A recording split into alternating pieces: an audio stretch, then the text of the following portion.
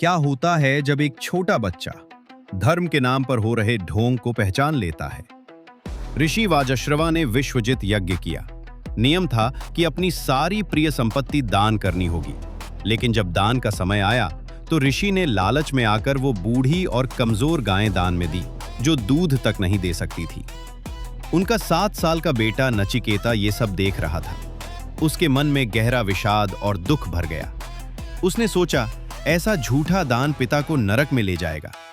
पिता को पाप से बचाने के लिए नचिकेता ने पूछा, पिताजी, मैं भी तो आपकी संपत्ति हूं, आप मुझे किसे दान में देंगे? पिता ने अनदेखा किया, लेकिन नचिकेता बार बार पूछता रहा। अंत में पिता का क्रोध भड़क उठा और वो चिल्लाए, मैं तुझे मृत्यु को दान में देता हूं।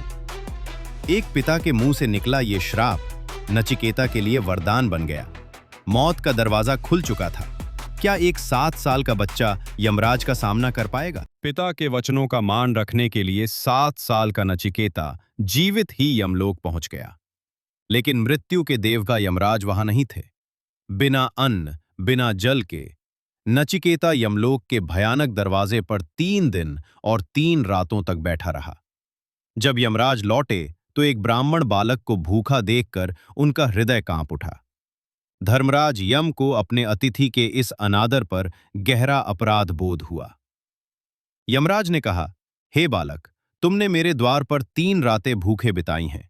इसके बदले तुम मुझसे 3 वरदान मांग लो। नचिकेता ने पहले वरदान में मांगा, मेरे पिता का क्रोध शांत हो जाए। दूसरे वरदान में उसने स्वर्ग की अग्निविद्या का रहस्य जाना। लेकिन जब तीसरे वरदान की बारी आई तो नचिकेता ने यमराज से एक ऐसा सवाल पूछ लिया जिसे सुनकर स्वयं मौत के देवता भी घबरा गए। आखिर क्या था वो प्रश्न? नचिकेता ने तीसरा वरदान मांगा, हे यमराज, मृत्यु के बाद क्या बचता है? आत्मा का असली रहस्य क्या है?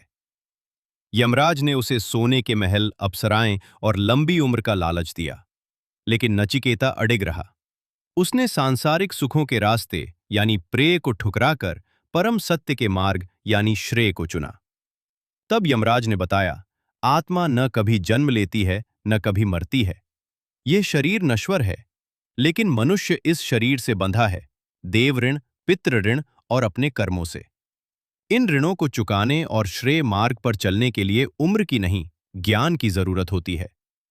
और ज्ञान की ऐसी ही ज्वाला था एक और बालक, जिसने मां के गर्भ से ही अपने पिता के ज्ञान को चुनौती दी, जिसका शरीर 8 जगह से टेढ़ा था, जिसने राजा जनक की सभा में महान आचार्य बंदी को हराकर अपने पिता को मौत से वापस खींचा। कौन था वो? जानेंगे अष्टावक्र और राजा जनक के महासंवाद में। ऑब्जर्वर स्टूडियोज को अभी सब्सक्राइब करें।